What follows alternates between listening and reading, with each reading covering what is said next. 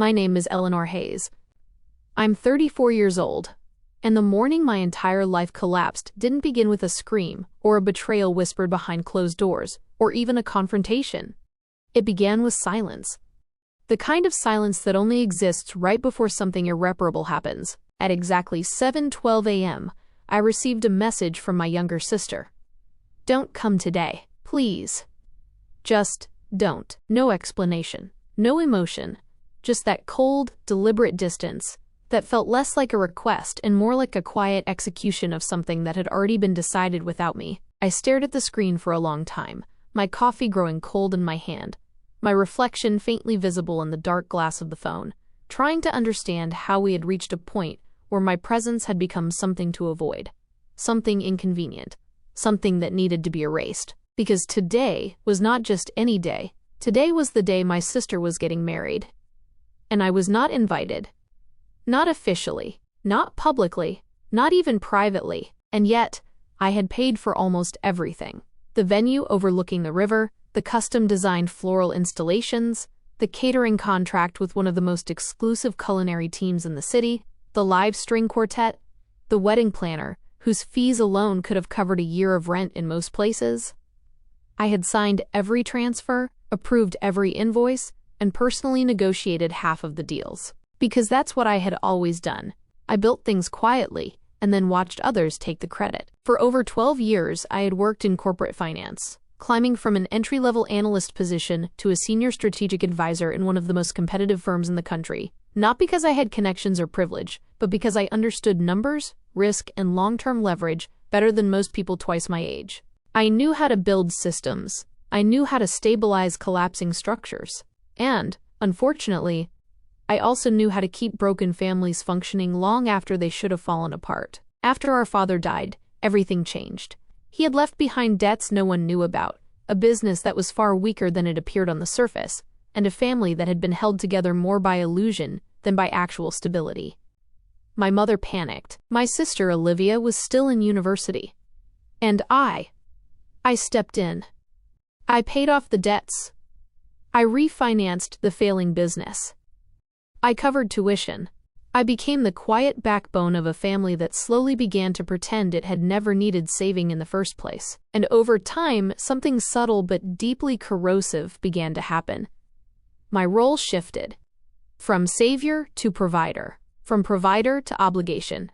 From obligation to inconvenience. Until eventually, I became something even worse. A reminder. A reminder of where we had come from. A reminder of struggle. A reminder of truth. And my family, especially my mother, had developed a very particular way of dealing with uncomfortable truths. They erased them. The message from Olivia that morning was not sudden. It was the final step in a process that had been unfolding for months, quietly, strategically, almost surgically.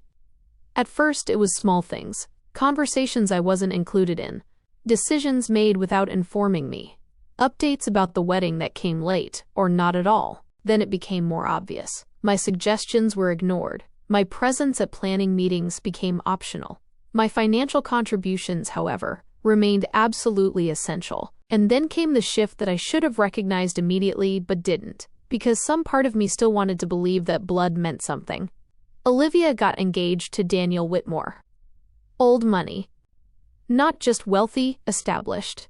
The kind of family that didn't talk about money because they had never needed to.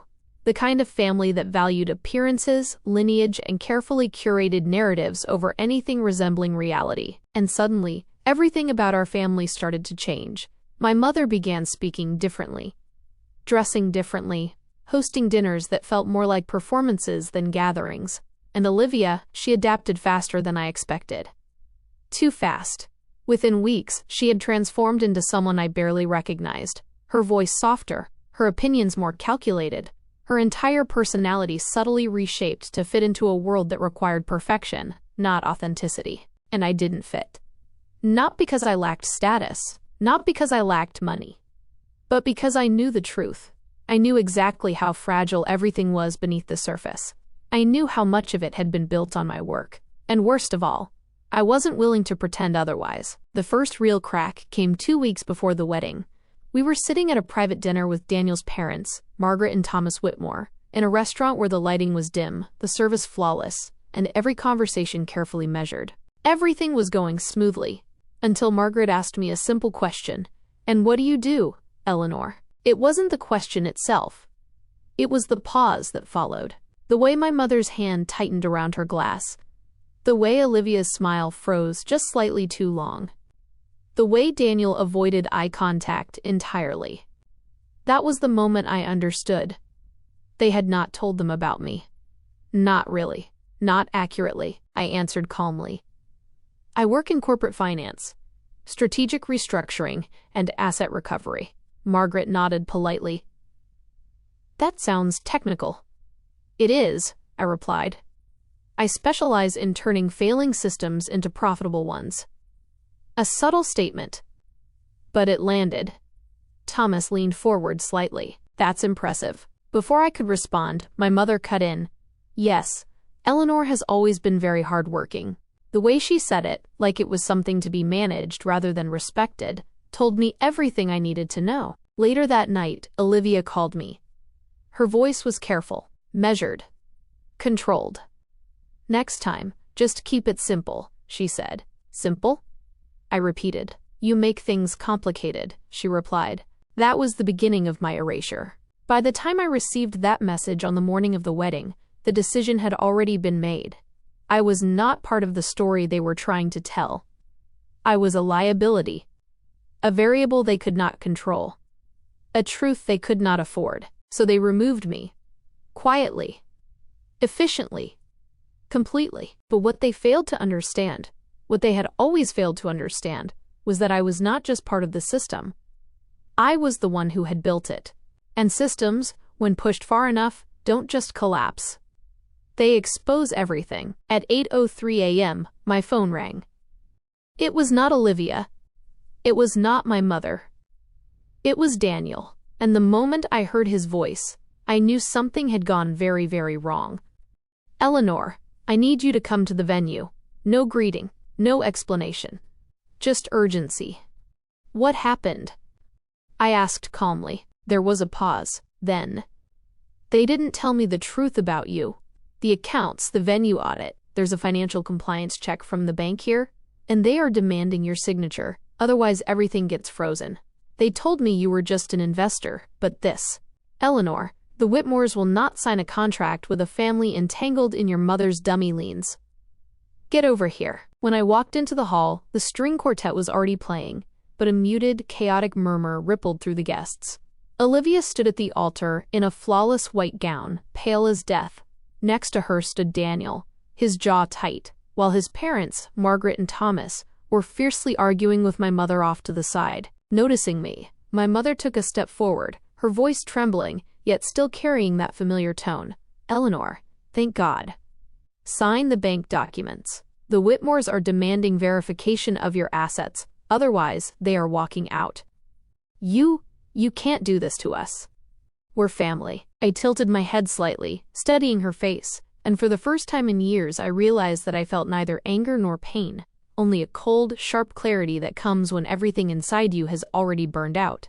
No, I said quietly, my voice unexpectedly steady.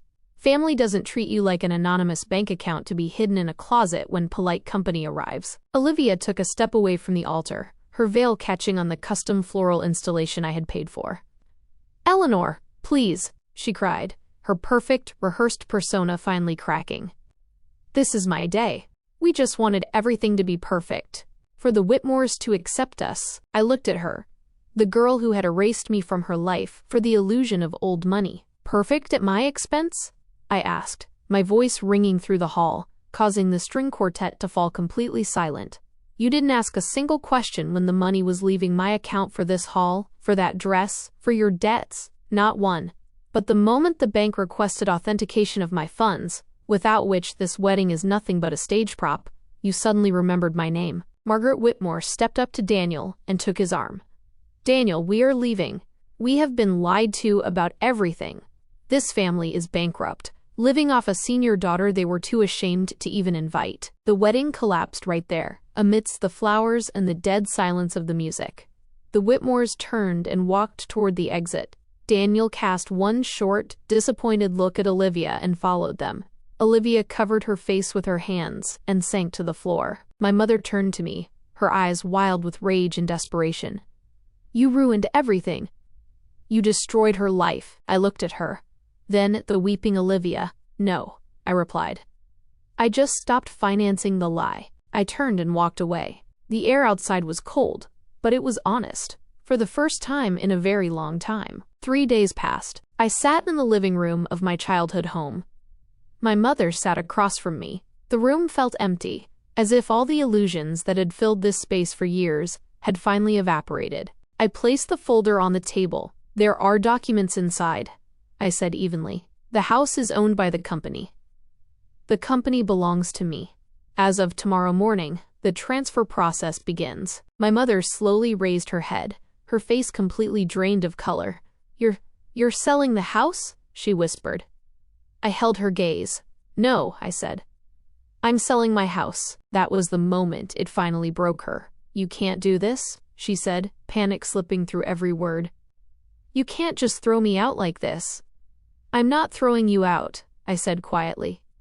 "I'm giving you 30 days. My mother slowly sank back into the chair, as if her body could no longer hold the weight of the reality pressing down on her. "Why are you doing this?" she asked, barely audible now. And for the first time, I allowed myself to feel it. Not anger, not even resentment, but something deeper.